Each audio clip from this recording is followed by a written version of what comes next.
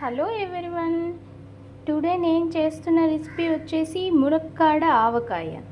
ఈ మునక్కాయలతో ఆవకాయ ఈ సమ్మర్లో మునక్కాయలు చాలా తక్కువ ధరతో ఎక్కువగా దొరుకుతున్నాయి. వీటిని మనము ఆవకాయ పెట్టుకుంటే సంవత్సరం పాటు నిలువ ఉంటుంది. ఫ్రిడ్జ్లో లేకుండానే సంవత్సరం పాటు నిల్వ చేసుకోవచ్చండి. ఇందుకు కావాల్సిన ఇంగ్రీడియంట్స్: 1 కిలో మునక్కాయలు. ఈ మునక్కాయలని నేను బాగా కడిగేసి కట్ చేసి బాగా క్లాత్తో తుడిచేసి ఒక 10 నిమిషాలు ఆరబెట్టానండి, తేమ అనేదే లేకుండా. కరెక్ట్ కొలతలతో నేను చెప్తున్నాను, మీరు ఇదే విధంగా చేయండి, సంవత్సరం పాటు నిలువ ఉంచుకోవచ్చు. ఆవకాయ మాదిరిగా, మామిడికాయ ఆవకాయ మాదిరిగా. ఇందుకు కావలసినది 100 గ్రాముల చింతపండు, టీ గ్లాస్ ఉంటుంది కదా, ఈ టీ గ్లాస్ కల్లుప్పు. ఈ మా ఆవకాయ మునక్కాడ ఆవకాయ అన్నిటికీ మనము పచ్చళ్ళన్నిటికీ కల్లుప్పే వాడాలండి.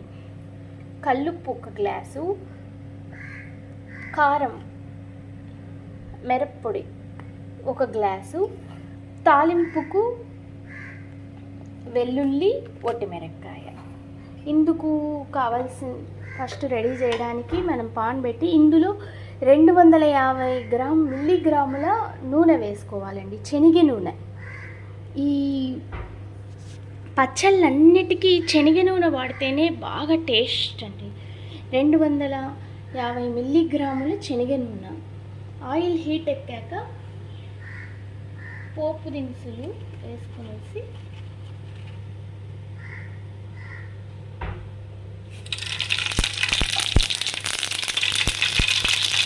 అందులో మనం పొట్టు తీసి పెట్టుకున్న వెల్లుల్లి, ఒట్టిమిరపకాయ వేసేసుకున్నాం, ఎండుమిరపకాయ. ఇందులో మనము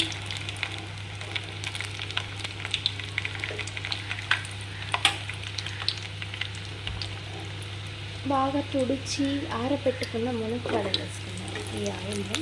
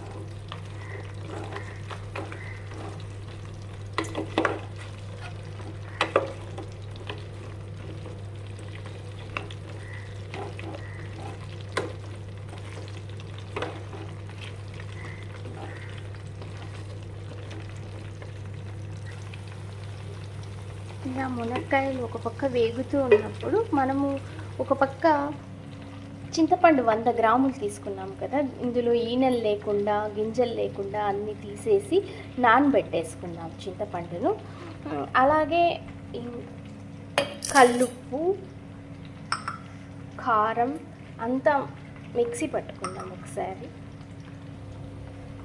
ఇలా మిక్స్ అయ్యేలా మిక్సీ పట్టుకున్నాము.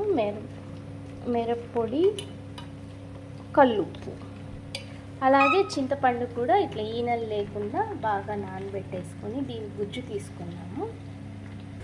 ఈలోపు మునక్కాయలు వేగుతూ ఉన్నాయి, ఇంకాస్త వేగితే చాలు.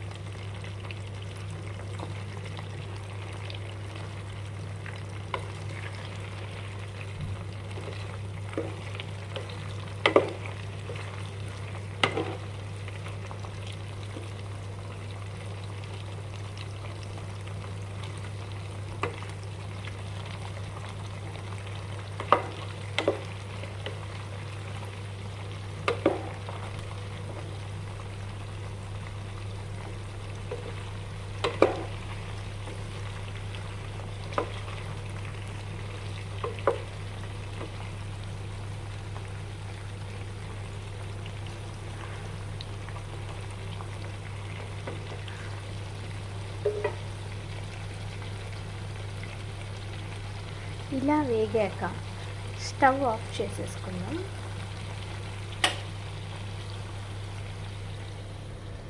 ఒక గిన్నెలో మనం కొట్టి పెట్టుకున్న మిరప్పొడి, ఉప్పు అంతా ఈ గిన్నెలోకి వేసుకుందాం.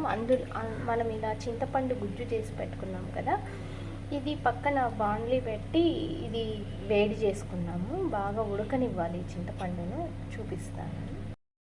ఇలా మనం మిక్సీ పట్టి పెట్టుకున్న ఉప్పు, మిరప్పొడి ఒక గిన్నెలోకి వేసుకుందాం. అందులోనే నేను 1 స్పూను ఆవాలు, 1 స్పూన్ మెంతి పొడి, మెంతులు దోరగా వేయించి పొడి కొట్టుకున్నాను, అది కూడా ఇందులో కలుపుకున్నాను.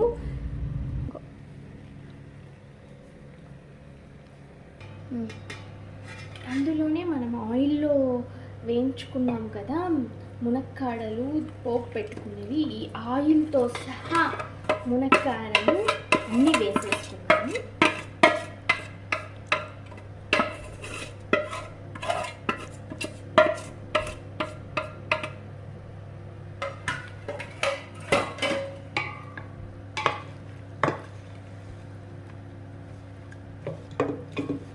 ఈ మిరప్పొడి, ఉప్పు ఈ మునక్కాడలకు బాగా పడుతుంది.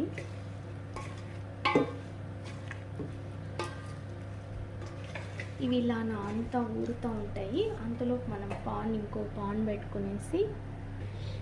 పాన్ పెట్టేసుకొని ఇందులో మనం గుజ్జు తీసి పెట్టుకున్న చింతపండును ఉడికించుకుందాము.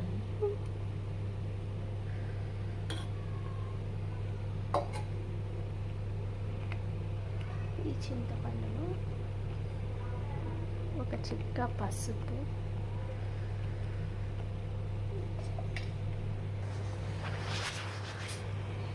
ఈ చింతపండుకు తగ్గ ఉప్పు, కల్లుప్పు వేసుకుంటున్నాను.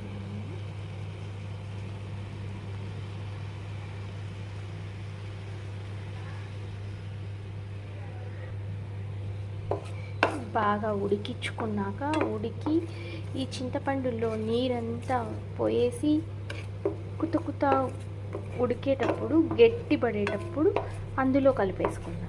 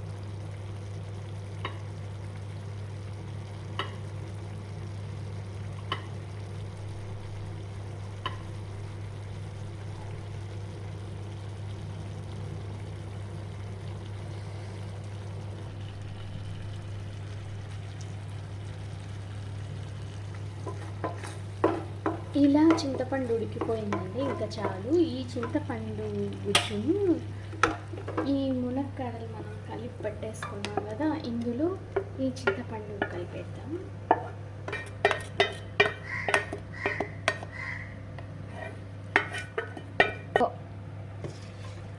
బాగా ఈ చింతపండు గుజ్జు, ఈ మునక్కాడలకు ఉప్పు కారం బాగా పట్టి అబ్బా తింటే 3 రోజులు నానబెట్టాలండి. దీనికి బాగా ఊరాలి ఇది, ఈ మునక్కాడ. కానీ ఇందులో ఈ స్టీల్ పాత్రలో నేను చేస్తున్నాను కదా, కానీ ఇందులో పెట్టకూడదు. దీన్ని నిల్వ ఉంచుకోవడానికి గాజుది కానీ ప్లాస్టిక్ కానీ, నేనైతే గాజే ప్రిఫర్ చేస్తాను.